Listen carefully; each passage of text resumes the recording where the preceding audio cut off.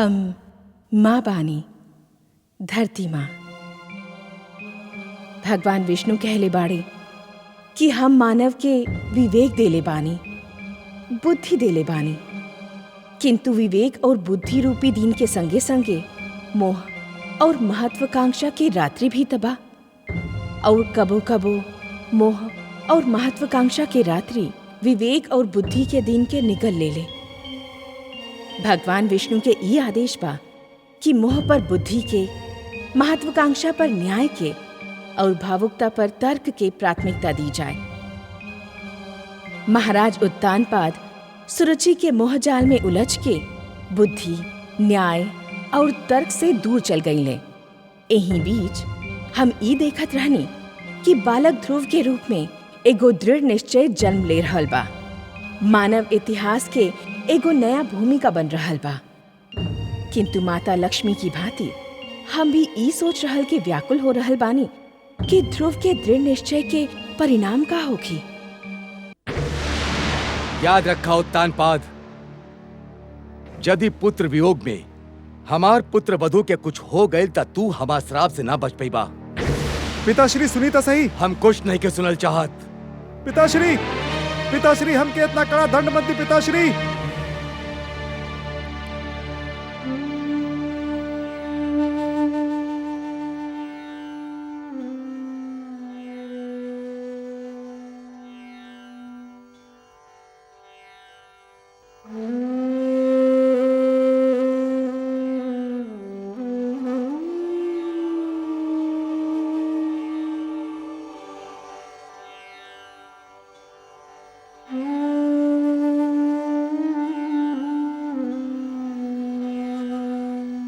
रउआ सत्य ही कहनी पिताश्री। हम ना तो अच्छा राजा बन सकनी, ना अच्छा पति और ना ही अच्छा पिता। हमके दंड मिले ही के चाहिए। और ये भी सत्य बा कि राजा के दंड स्वयं राजा ही दे सकेला।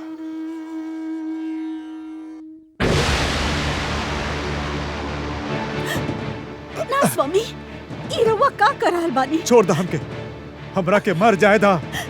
हमार अपराध के इहे दंड बा, ये हमार प्रायश्चित बा। पाप अपराध के प्रायश्चित ना होखेला। आत्महत्या पाप बा और हम रउआ के कदापि ना करे देब।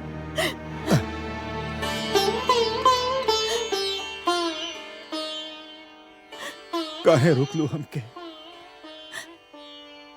हमके मर काहे ना जाए देलू? काहे रुक लू हमके? हमारा आंख से बहे वाला पुत्र वियोग के अश्रु की तरह वह पोंछ ना सकेनी। हमार मांग के सिंदूर पोंछ दिहल चाहत रहनी, गोद सुना हो गई, मांग भी सुना कर दिहल चाहत रहनी। पुत्र के लौटे की तो हम प्रतीक्षा कर सकेनी। रवा के कुछ हो जाए तो हम का करब? तो फिर हम का करी? हमरे में इतना शक्ति भी नहीं खे कि तो से क्षमा याचना कर सकी। ऐसन मत कही महाराज। जब ऐसन है बात बा तो ऐसन काहे ना कही। दोष तो हमार ही रहल और दंड तू भोग रहल बाड़ू। पिता श्रिया के हमारा आंख खोल दिहलन।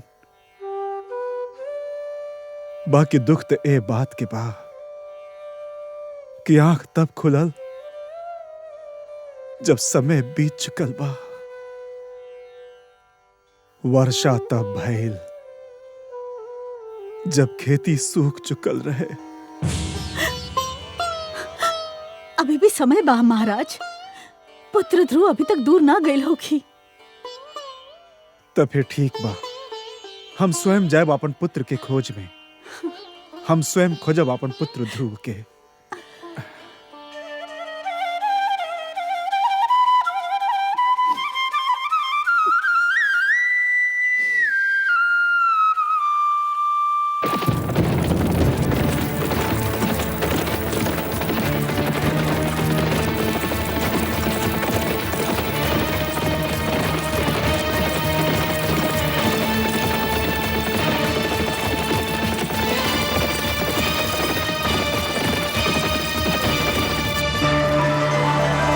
नारायण नारायण।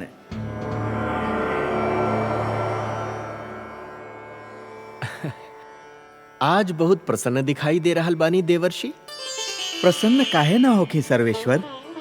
धरती पर जब कौनो अनुपम घटना घटेला त मन एह प्रकार से खिल उठेला जैसे बसंत बयार बहे से मधुबन।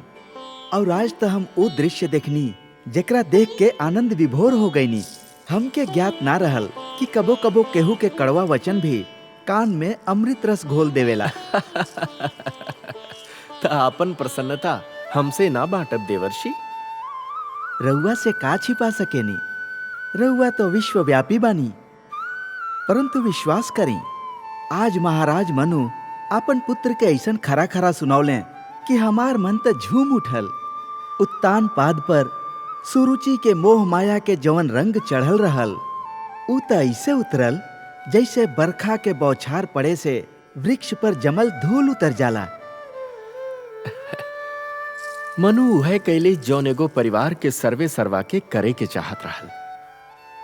नया पीढ़ी जब अकारण ही आवेश में आके जब आपन पूर्वजन के बनावल अच्छा नियम तोड़े लागे, सुंदर परंपरा के त्याग करे लागे और आपन संस्कार से विमुख होखे लागे, तब बड़न के कर्तव्य बा कि उनके भटके पर टोके, पतन से रोके। जौन प्रकार एगो अंकुश मदमस्त हाथी के अनियंत्रित होखे से रोकेला, वही प्रकार बड़न के उपदेश छोटन के भटके से रोकेला। परंतु हमके आश्चर्य तो यह बात पर भइल कि उत्तान पाद चुपचाप सिर झुकौले अपन पिता के फटकार सुनत रहले। एहमे आश्चर्य की कोनो बात नहीं खे देवर्षि। जौन प्रकार देर तक सूते वाला के सूर्य के तीव्र किरण जागे खातिर विवश करेले, वही प्रकार मनु के कटु वचन उत्तान पाद के झिझोड़ल चाहले रहल। और पुत्र के भी पिता के यही प्रकार आदर करे के चाहिए, काहे कि पिता पुत्र से अधिक जीवन जियले होखेला। पिता के अनुभव पुत्र के अनुभव के तुलना में कहीं अधिक विशाल, अधिक व्यापक और समय की कसौटी पर अधिक खरा उतरल होखेला। देवर्षि, नवीन पीढ़ी के भी जान लेवे के चाहिए कि जीवन मार्ग पर उनके पहले के यात्री उनकर पूर्वजन के पद चिन्ह ओ दीपक के समान बाड़े जौन उनके सही राह दिखावेले। मनु उत्तान पाद के उचित मार्ग दिखावले। उचित मार्ग? राउर लीला भी विचित्र बा मायापति। रउआ ध्रुव के अपना ही खोज में भेज दीनी और उन्हें महाराज उत्तान पाद ध्रुव के खोजे खातिर निकलत बाड़े। और यह बात के रउआ से अच्छा और के जान सकेला कि ध्रुव के रउआ तक और उत्तान पाद के ध्रुव तक पहुंचल कितना कठिन बा। कठिनाई ना होखे तो मानव जाति में चुनौती के सामना करे के क्षमता ही समाप्त हो जाए। हर पग पर सरलता मिलल तो मानव जीवन बहुत कठिन हो जाए देवर्षि।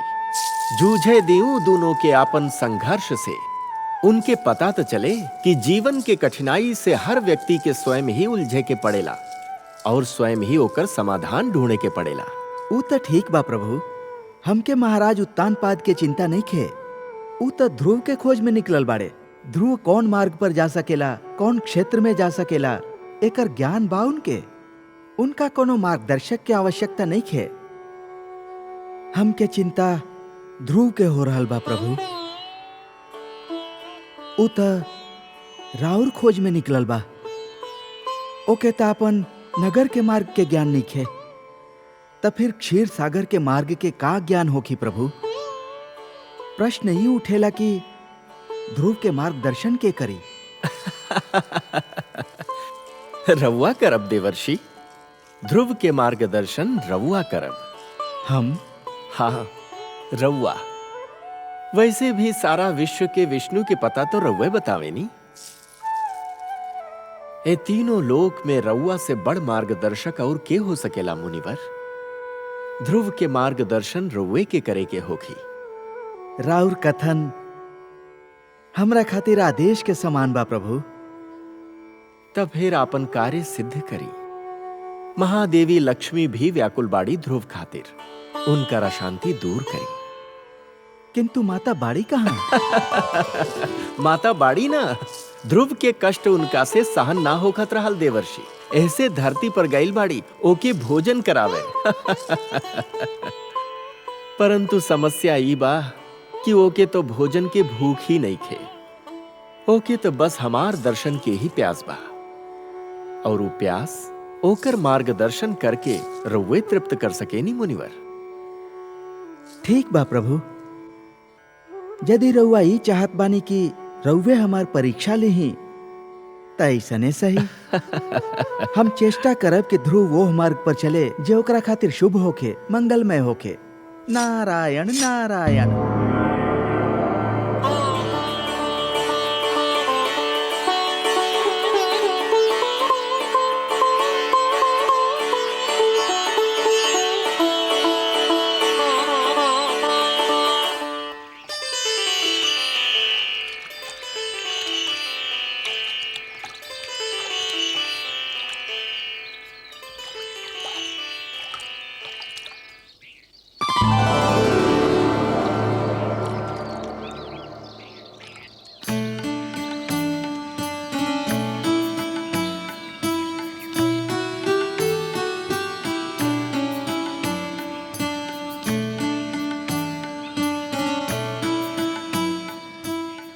अरे माता रउआ, हाँ, हम सोचनी तू जाग गईल हो खब, तो के भूख लागल होगी रउआ ना? हमार प्राण के रक्षा कैनी, हमार इतना ध्यान रखनी, बाकी अभी तक रउआ अपन पूरा परिचय भी ना देहनी।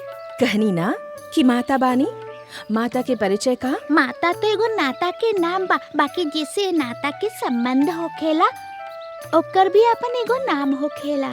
अच्छा, तो हमार नाम तो सुना, हमार नाम विष्णु प्रिया बा। विष्णु प्रिया अर्थात भगवान विष्णु की पिया। का रउआ भगवान विष्णु के पिया बानी? तब तो रउआ ई भी जानत हो कब कि भगवान विष्णु कहाँ निवास करेले।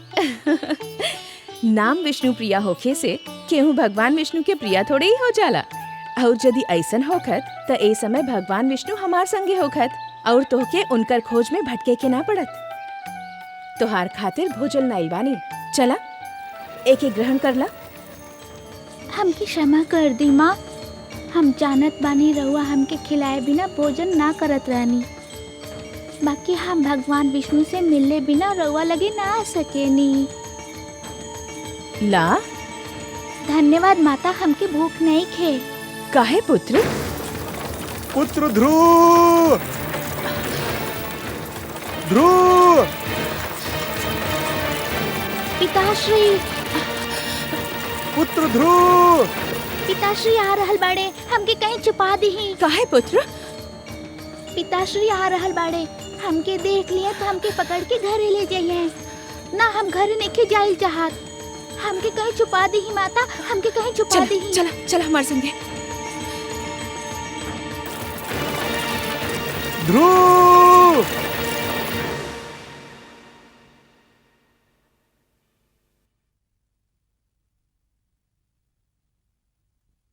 भ्राता ध्रुव कहाँ चल गए बड़े माते?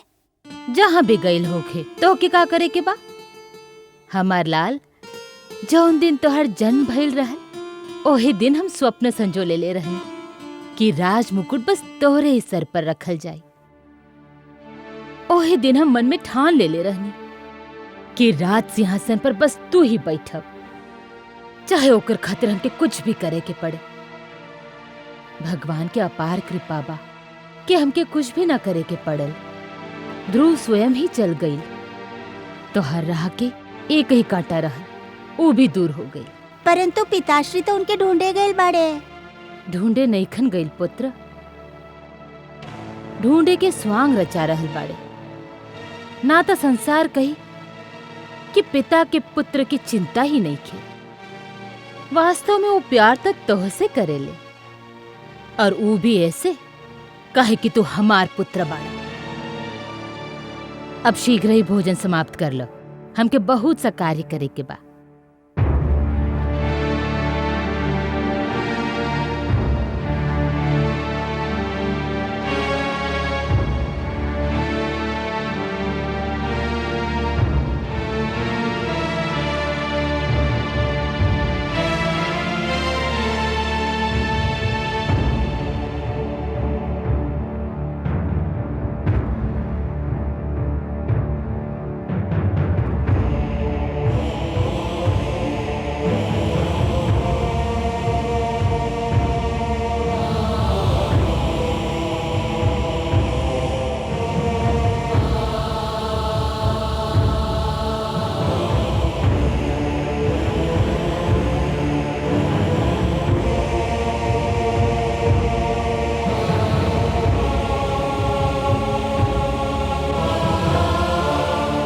हम रउआ से क्षमा मांगे आयल बानी राजगुरु।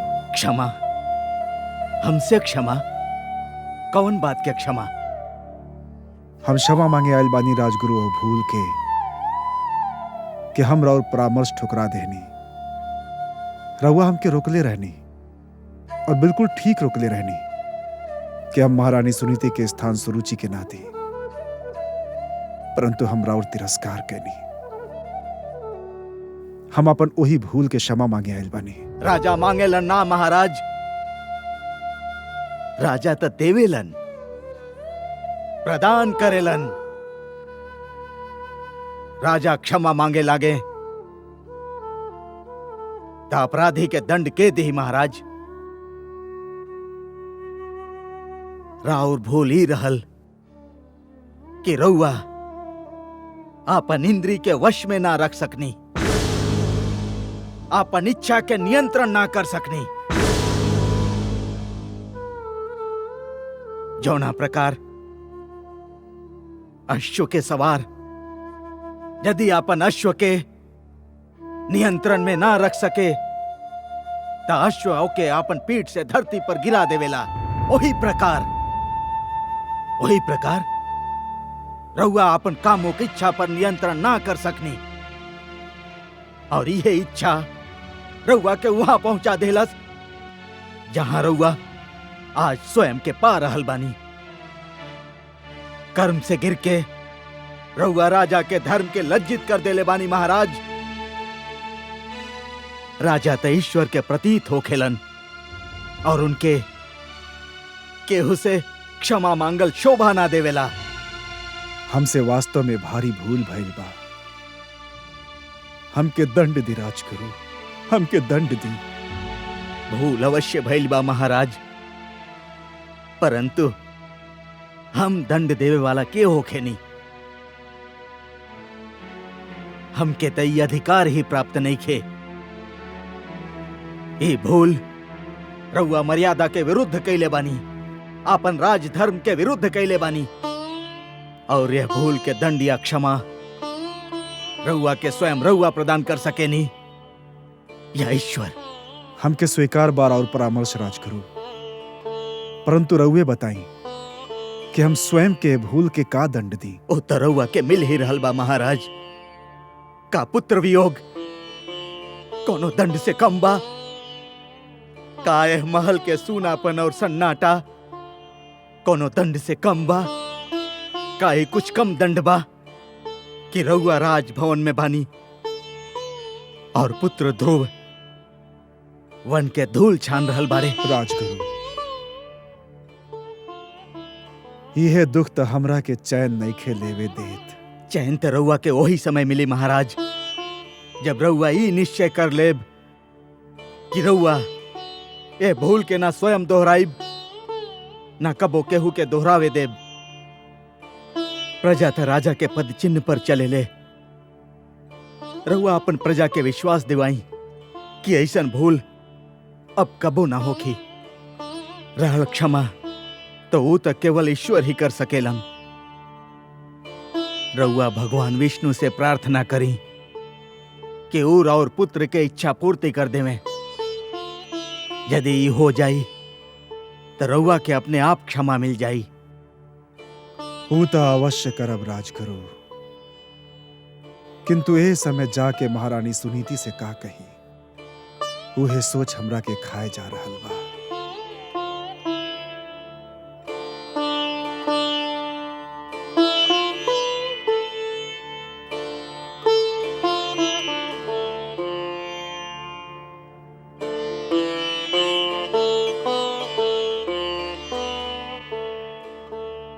कुछ तो खा ली महारानी जी। एके ले जा दासी, हमके भूख नहीं खे। कब तक भूखे रहब महारानी जी? कुछ तो खा ली ना। कैसे खाई? ना जाने हमार ध्रुव कुछ खैले होखे कि ना।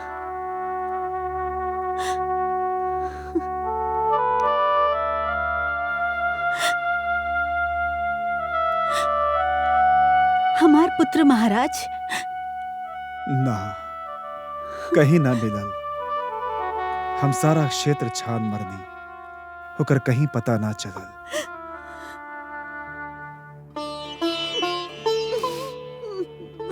सुनीति, ई सब हमार ही करल धरल बा। दिग्विजय उत्तान पाद आपन अनंतपुर में ही पराजित हो गए। सुरुचि के मोह जाल में आके हम रउआ और अपन पुत्र ध्रुव पर बड़ा ही अन्याय कहने बानी। ऐसा मत कही महाराज,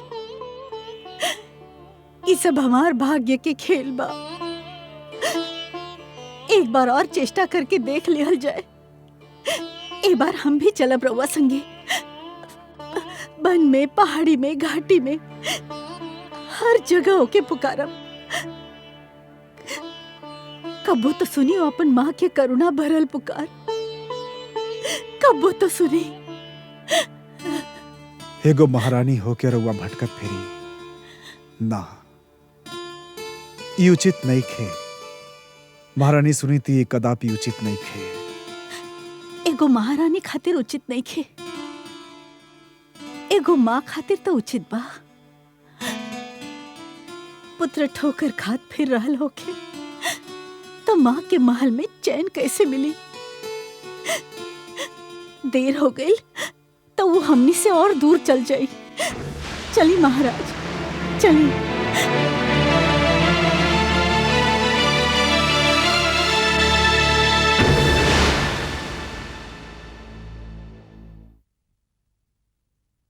महारानी, महारानी, सब बनावल खेल बिगड़ गई। ये तो का बोल रहल बाड़ू? कौन सा खेल बिगड़ गई? महारानी सुनीति महाराज के मन एक बार फिर जीत ले बाड़ी। का? ये तो का कर रहल बाड़ू? स्पष्ट बतावा का भइल? हम उहे से आ रहल बानी। पुत्र शोक महाराज के व्याकुल कर देले बा। वो हमार सामने महारानी सुनीति के समक्ष अपना पश्चाताप प्रकट करत रहले। का? हाँ महारानी, और अब दोनों मिलके राजकुमार ध्रुव के खोज में जा रहल बाड़े। कुछ करी ना तो राउर सब सपना चकनाचूर हो जाई। ना, ये असंभव बा। ऐसे ना हो सकेला। हम देखत बानी कि महाराज कैसे जाले।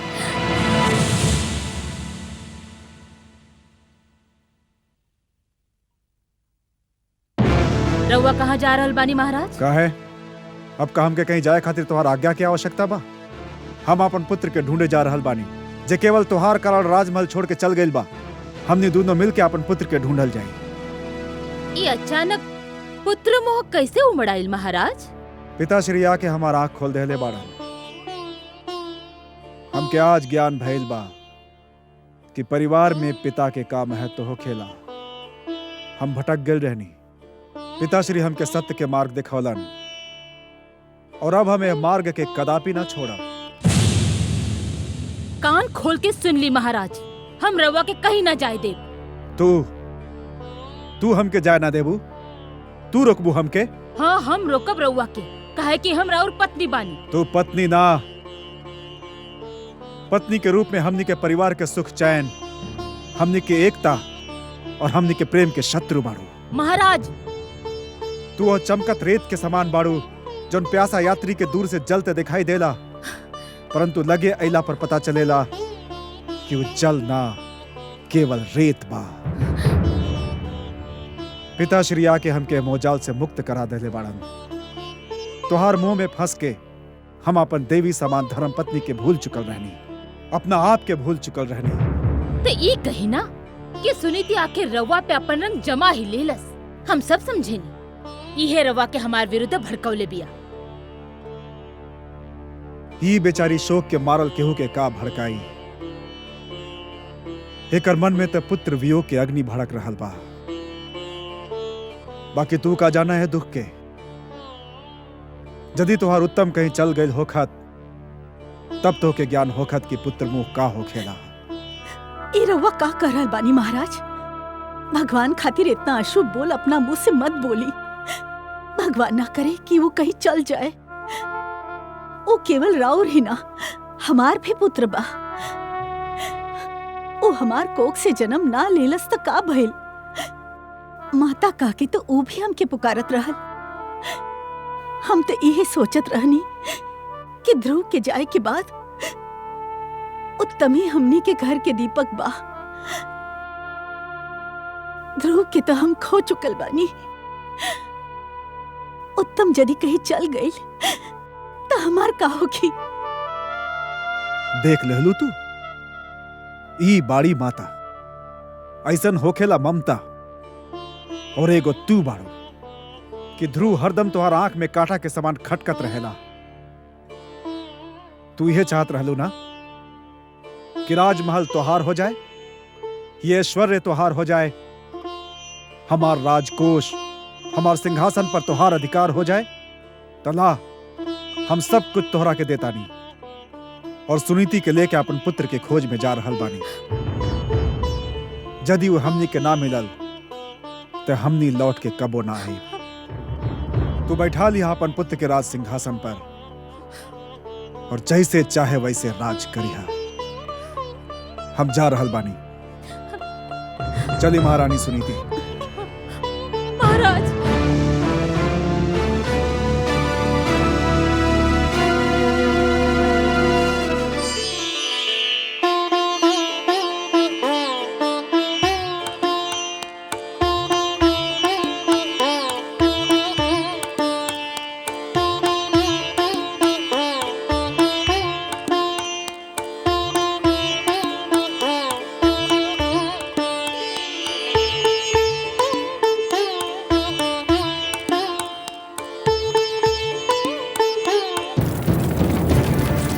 ध्रुव, ध्रुव!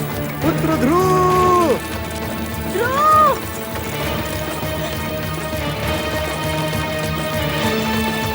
पुत्र ध्रुव! ध्रुव! ध्रुव! पुत्र ध्रुव!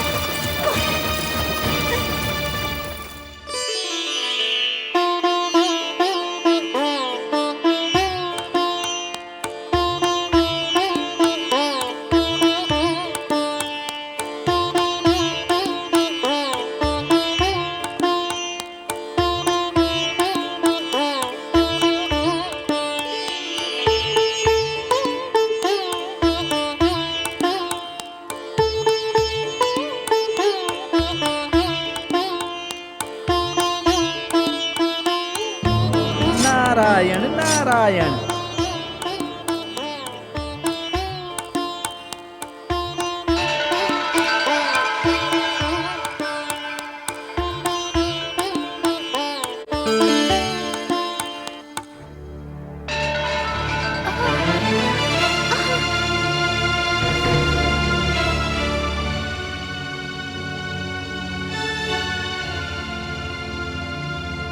बालक, रउआ के बानी महात्मन? तू पियासल बाड़ा और हम तोहरा खातिर जल ले आइल बानी। का इतना जान लिहल पर्याप्त नहीं खे? हम जल पियल नहीं चाहत। हम भगवान विष्णु से मिले जातानी। बहुत लंबा यात्रा करे के बा हमके। जल ना पियब त लंबा यात्रा कैसे करब? धर्म के रक्षा करे खातिर शरीर के रक्षा करल बहुत आवश्यक होखेला बालक। ला थोड़े सा पीला।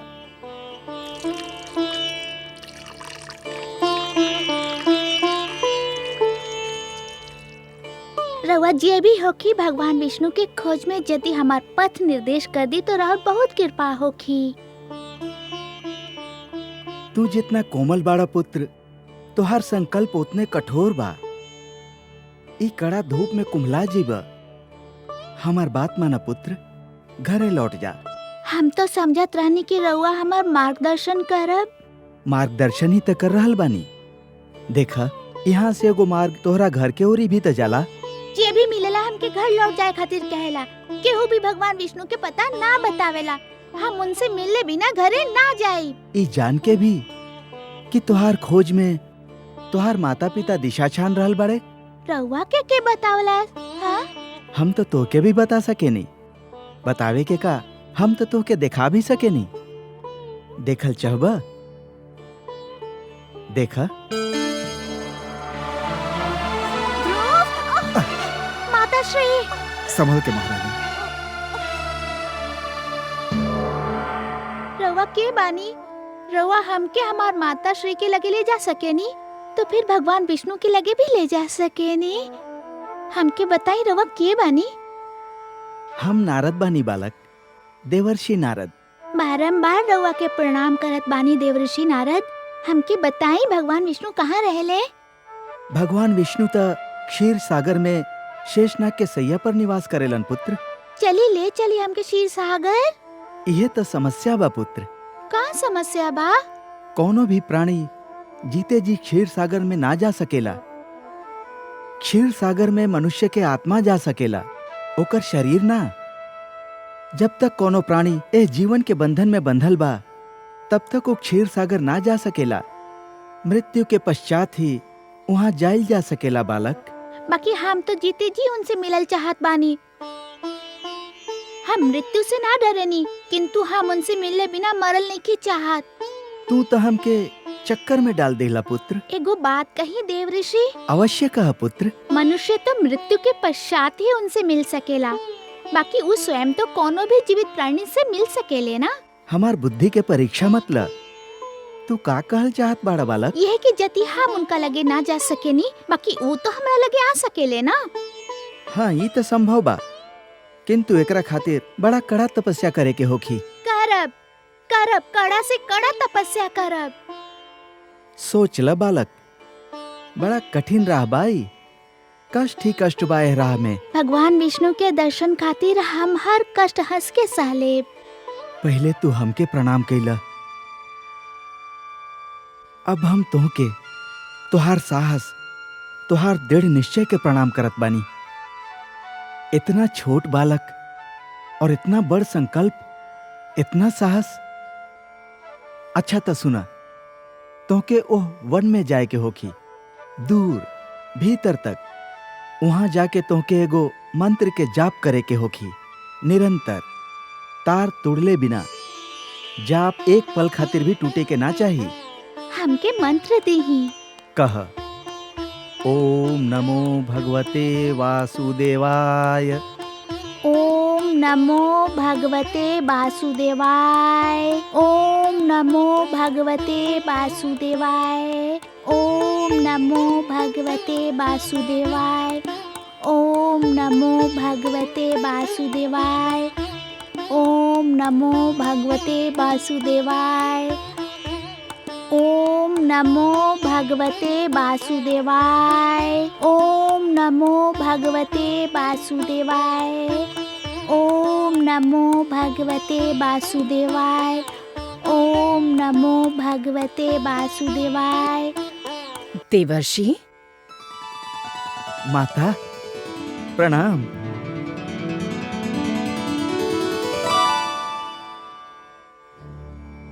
माता, का हमसे कोनो भूल हो गई? रउआ हमके कुछ रूठल रूठल दिखाई दे रहल बानी। हाँ, हम रउआ से बहुत क्रोधित बानी। रउआ कबो कबो ऐसा उल्टा सीधा काम करेनी कि मन करेला रउआ से कबो बात न करी। बाकी माता, नियम त ई बा कि दंड देवे से पहले अपराध करे वाला के ओकर अपराध के बारे में बतावल जाला। रउआ तो हमके अभी तक ना बताओनी कि हमारा अपराध का बा। रउआ से उत्तर नहीं के बन पा रहल, ए जो बात बना रहल बानी।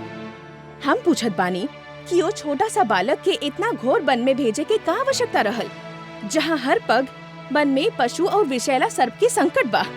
ओह, तो माता हमसे ये से रूठल बानी कि हम ध्रुव के वन में काहे भेज देनी? और नाटका मंत्र की जाप ही तो करे के रहल। उ तो ध्रुव उहाँ भी कर सकत रहल जहाँ रउआ ओके मिलल रहनी। एगो कोमल काया के इतना बड़ा कष्ट देवे के का आवश्यकता रहल? परंतु माते, जहाँ हम ध्रुव से मिलल रहनी उ एगो खुलल क्षेत्र रहे। तो का भइल? नारायण नारायण। माता, रउआ के तो पता बा कि ध्रुव के माता पिता ओकर खोज में निकल चुकल बाड़े। हाँ, हम जानत बानी। माता, कोनो खुलल क्षेत्र में ध्रुव उ लोगन के दृष्टि से बच ना पाई। कबो न कबो उ ओके देख ही लेते। यदि उ ओके देख लेते तो ओके घरे ले जाए के प्रयत्न करते। यदि उ ओके घरे ले जाए के प्रयत्न करते तो मंत्र के जाप के तार टूट जाइत। यदि मंत्र के जाप के तार टूट जाइत तो ध्रुव के तपस्या भंग हो जाइत। और यदि ध्रुव के तपस्या भंग हो जाइत तब भगवान विष्णु से मिले के ओकर मनोकामना पूर्ण ना हो पाई। यही से हम ओके एगो ऐसन स्थान पर भेज देले बानी जहाँ ओके केहू देख ना सके। माता, ठीक बा,